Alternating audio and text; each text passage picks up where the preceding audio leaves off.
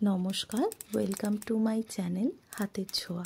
Today's recipe সাবুদানার পোলাও।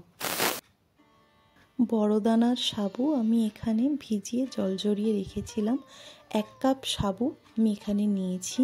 ঘি, কারি পাতা, কাঁচা লঙ্কা, লেবু, ধনেপাতা কুচি, আদা কুচি, লবণ, জিরে, চিনি, কিশমিশ, কাজু, বাদাম, বিনস, আলু, গাজর।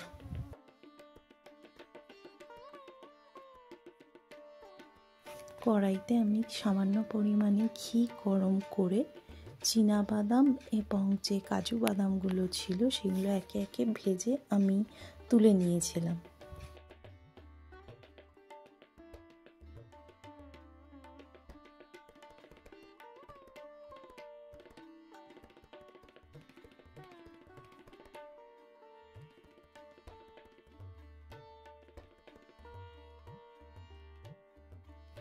আমার বাদামগুলো সুন্দরভাবে ভাজা হয়ে গেছে। এবার আমি ওই ঘিয়ের মধ্যে কিছুটা গোটা জিরে এবং আদা কুচি দিয়েছি।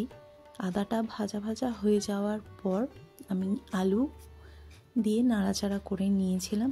তার কিছুক্ষণ পরে আমি যে গাজরগুলো কেটে রেখেছি সেগুলোও দিয়ে দিয়েছিলাম।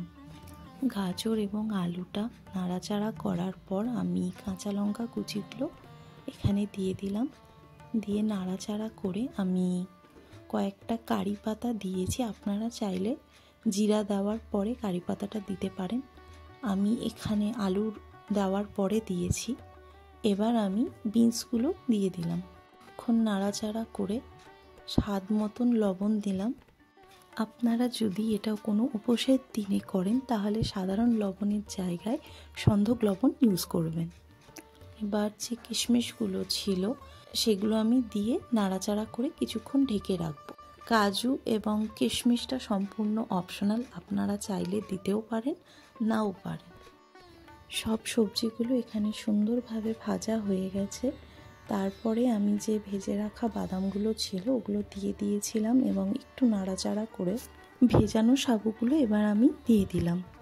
সমস্ত সাবুদানাগুলো সবজির সাথে সুন্দরভাবে মিশিয়ে নেওয়ার পর আমি সামান্য চিনি দিয়েছিলাম এবং তারপরে কয়েক ফোঁটা লেবুর রস এবং ধনেপাতা দিয়েছি। আপনারা যদি উপোসের দিনে এটা করবেন বলে মনে করেন তাহলে লেবু এবং ধনেপাতাটা অ্যাভয়েড করতে পারেন। সাবুদানাগুলো যখন স্বচ্ছ কাঁচের বলের মতন দেখতে লাগবে তখন আপনারা গ্যাসটা নিভিয়ে দেবেন।